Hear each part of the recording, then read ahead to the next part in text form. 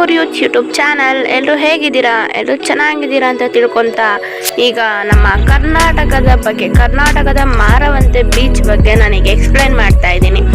ಈ ಭಾರತದಲ್ಲಿ ಒಂದು ವಿಶಿಷ್ಟ ದೃಶ್ಯಾವಳಿನ ನೋಡೋಕೆ ಸಾಧ್ಯ ಆಗಿರೋದು ಒಂದು ಪ್ಲೇಸಲ್ಲಿ ಮಾತ್ರ. ಆ ಪ್ಲೇಸ್ ಯಾವುದು ಅಂದರೆ ನಮ್ಮ ಕರ್ನಾಟಕದಲ್ಲೇ ಇರುವಂತಹ ಮರವಂತೆ ಬೀಚು. ಇಲ್ಲಿ ಏನಂದರೆ ಪಶ್ಚಿಮ ಘಟ್ಟಗಳಿಂದ ಹರಿದು ಬರ್ತಿರೋ ಒಂದು ಸೌಪರ್ಣಿಕ ನದಿ ಮತ್ತೊಂದು ಕಡೆ ಆದರೆ, ಇನ್ನೊಂದು ಕಡೆ ಅರಬ್ಬಿ ಸಮುದ್ರ, ವಿಶಾಲವಾದ ಅರಬ್ಬಿ ಸಮುದ್ರ. ಇವೆರಡರ ನಡುವೆ ಸುಮಾರು ಒಂದು 300 ಮೀಟರ್ ಎರಡು ಜಲರಾಶಿಯನ್ನು ಬೇರ್ಪಡಿಸುವ ರಾಷ್ಟ್ರೀಯ ಹೆದ್ದಾರಿ ಇದೆ 66. ಇಂತಹ ವಿಶಿಷ್ಟ ದೃಶ್ಯಾವಳಿಗಳನ್ನು ಇಡೀ ಭಾರತದಲ್ಲಿ ನಾವು ಒಂದು ಕಡೆ ಮಾತ್ರ ನೋಡೋಕೆ ಸಾಧ್ಯ. ಆ ಒಂದು ಕಡೆ ನೋಡುವಂಥ ಜಾಗ ಯಾವುದು ಅಂದರೆ ನಮ್ಮ ಮರವಂತೆ ಬೀಚ್.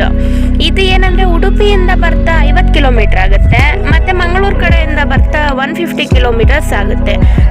ಇಲ್ಲಿ ಕೊಲ್ಲೂರಿಂದ ಹರಿದು ಬರ್ತಾ ಇರುತ್ತೆ ಸೌಪರ್ಣಿಕ ನದಿ. ಅಂದರೆ ಒಂದು ಪಶ್ಚಿಮ ಘಟ್ಟಗಳಿಂದ ಹರಿದು ಬರುತ್ತಿರೋ ನದಿಯೇ ಸೌಪರ್ಣಿಕ ನದಿ. ಈ ಸೌಪರ್ಣಿಕ ನದಿ ಸಮುದ್ರಕ್ಕೆ ಪೂರ್ತಿ ತೀರ ಬರುತ್ತೆ. ಸುಮಾರು 1 ಕಿಲೋಮೀಟರ್ ಅಷ್ಟು ದೂರ ಅವೆರಡು ಸಮಾನಾಂತರವಾಗಿ ಸಾಗ್ತವೆ. ಮತ್ತು ಅದು ಹತ್ರ ಬರುತ್ತೆ ಅಲ್ವಾ, ಸಮುದ್ರಕ್ಕೆ ಹತ್ರ. ಬಟ್ ಹತ್ರ ಒಂದು ಸಮುದ್ರ ಸೇರಲ್ಲ. ಮತ್ತು ಯೂಟರ್ನ್ ತಗೊಂಡು ಸಮುದ್ರಕ್ಕೆ ಸಮಾನಾಂತರವಾಗಿ ಸಾಗುತ್ತೆ. ಅದು ಆ ಥರ ಒಂದು ಯೂಟರ್ನ್ ತಗೊಳ್ಳೋ ಪ್ಲೇಸ್ನ ಕಣ್ತುಂಬಿಕೊಳ್ಳೋದು ಒಂದು ಭೌಗೋಳಿಕ ಸ್ಥಳ ಅಂದರೆ ಅದು ಮರವಂತೆ ಬೀಚ್ ಮಾತ್ರ. ನದಿ ಮತ್ತು ಸಮುದ್ರಕ್ಕೆ ಮಧ್ಯದಲ್ಲಿ 300 ಮೀಟರ್ಸ್ ಒಂದು ರಾಷ್ಟ್ರೀಯ ಹೆದ್ದಾರಿ ಕೂಡ ಇದೆ. ಮತ್ತು ಇಲ್ಲಿ ಆ ಸೌಪರ್ಣಿಕ ನದಿ ಯೂಟರ್ನ್ ತಗೊಂಡು 10 ಕಿಲೋಮೀಟರ್ಸ್ವರೆಗೆ ಸಾಗುತ್ತೆ. ಅದೇ ಥರ ಸಮಾನಾಂತರವಾಗಿ ಸಾಗಿ ಅಲ್ಲಿ ಗಂಗೊಳ್ಳಿ ಅನ್ನೋ ಒಂದು ಪ್ಲೇಸಲ್ಲಿ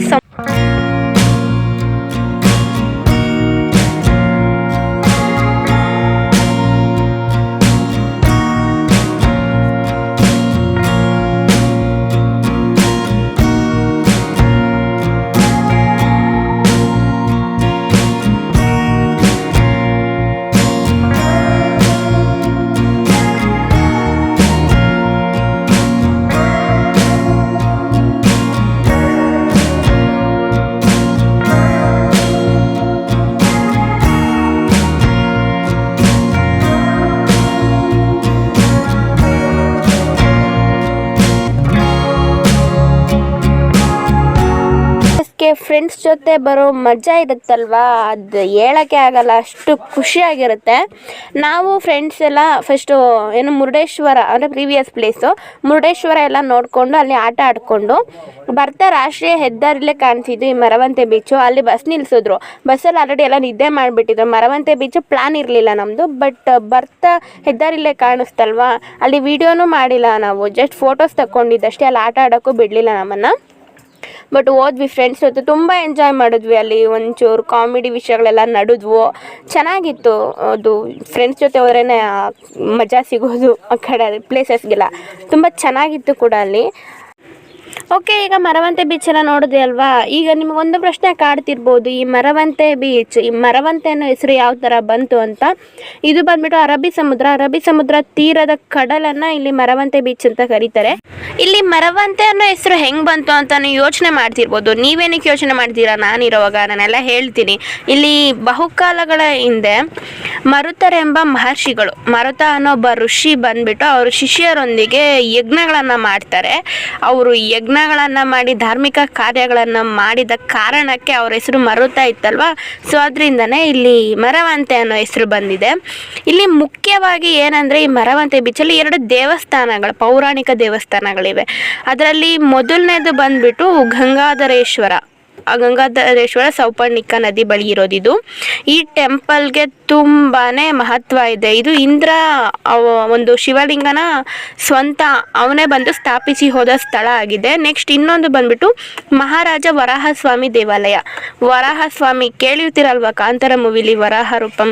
ಸೊ ಆ ದೇವಸ್ಥಾನಗಳು ಸಿಗೋದು ಕರ್ನಾಟಕದಲ್ಲಿ ತುಂಬಾ ರೇರು. ಬಟ್ ಅದು ಒಂದು ಇರೋದು ಮರವಂತೆ ಆರಾಧ್ಯ ದೈವ ಅಂತಲೇ ಕರೀತಾರೆ ವರಾಹಸ್ವಾಮಿಯನ್ನು. ಈ ಮರವಂತೆ ಬೀಚಲ್ಲಿ ನಾವು ಆಟ ಆಡಲಿಲ್ಲ, ಆದರೂ ಕೂಡ ಫೋಸ್ ಕೊಟ್ಕೊಂಡು ಫೋಟೋ ಅಂತೂ ತೆಗ್ದಿದ್ದೀವಿ. ಸೊ ವಿಡಿಯೋ ಹಾಕೋಕ್ಕಾಗ್ತಿಲ್ಲ, ಫೋಟೋ ಹಾಕ್ತಿದ್ದೀವಿ, ನೋಡ್ಕೊಬಿಡಿ.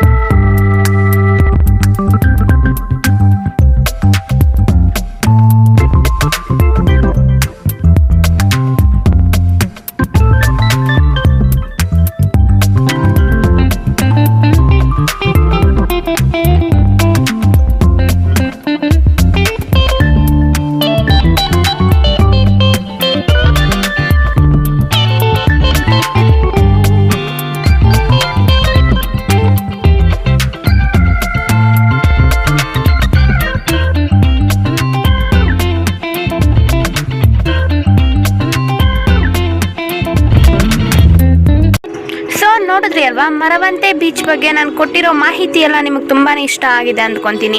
ನಾವು ಫ್ರೆಂಡ್ಸ್ ಜೊತೆ ಹೋಗಿದ್ವಿ, ವಿಡಿಯೋ ಮಾಡಲಿಲ್ಲ ಅನ್ನೋ ಕಾರಣಕ್ಕೆ ನಾವು ಎಂಜಾಯ್ ಮಾಡಿಲ್ಲ ಅಂತಲ್ಲ, ನಾವು ತುಂಬಾ ಎಂಜಾಯ್ ಮಾಡಿದ್ವಿ ಅಲ್ಲಿ. ಬಟ್ ವಿಡಿಯೋ ಮಾಡೋಕ್ಕಾಗಲಿಲ್ಲ ಅಷ್ಟೇ. ಏನಂದರೆ ಈ ವಿಡಿಯೋ ಮಾಡೋ ಪ್ಲಾನ್ ಇರಲಿಲ್ಲ ಮರವಂತೆ ಬೀಚ್ ಬಗ್ಗೆ. ನನ್ನ ಫ್ರೆಂಡ್ ಆ್ಯಂಕರ್ ಇದ್ದಾನೆ ಗೊತ್ತಾ, ಮುರುಡೇಶ್ವರ ವಿಡಿಯೋಲಿ ನೋಡಿದ್ದೀರಾ. ಸೊ ಅವನೇ ನೀನು ಮರವಂತೆ ಬೀಚ್ ಬಿಟ್ಟಿದ್ಯಾ, ಆಲ್ರೆಡಿ ನೆಕ್ಸ್ಟ್ ವಿಡಿಯೋಗೆ ಹೋಗಿದ್ಯಾ, ಈ ವಿಡಿಯೋ ಎಡಿಟ್ ಮಾಡು ಅಂದ. ಬಟ್ ನನ್ನ ಹತ್ರ ವಿಡಿಯೋ ಮಾಡಿಲ್ಲ ಅದು ಒಂದಿದ್ದಕ್ಕೆ, ಅವನೇ ವಿಡಿಯೋ ಕಳಿಸಿದ್ದು ಕೂಡ ಇದು. ಸೊ ಆ ವಿಡಿಯೋ ಇಟ್ಕೊಂಡು ನಾನು ವಾಯ್ಸ್ ಓವರ್ ಕೊಟ್ಟು ಎಡಿಟ್ ಮಾಡಿ ಇದು ಒಂದು ವಿಡಿಯೋ ಟೈಪ್ ಮಾಡಿ ಹಾಕ್ತಾ ಇದ್ದೀನಿ. ಇಲ್ಲಿ ನಾವು ವಿಡಿಯೋ ಮಾಡಿಲ್ಲ ಅನ್ನೋ ಕಾರಣಕ್ಕೆ ನಾವು ಫೋಟೋಸ್ ಹಾಕಿದ್ದೀನಿ ಅಷ್ಟೇ. ಬಟ್ ವಿಡಿಯೋ ತುಂಬ ಚೆನ್ನಾಗಿ ಬಂದಿದೆ ಅಂದ್ಕೊತೀನಿ. ಚೆನ್ನಾಗಿದೆಯೋ ಇಲ್ವೋ ಅಂತ ಕಮೆಂಟ್ ಮಾಡಿ. ಈಗ ವಿಡಿಯೋ ಮುಗಿಸೋವಂಥ ಟೈಮ್ ಬಂದಿದೆ.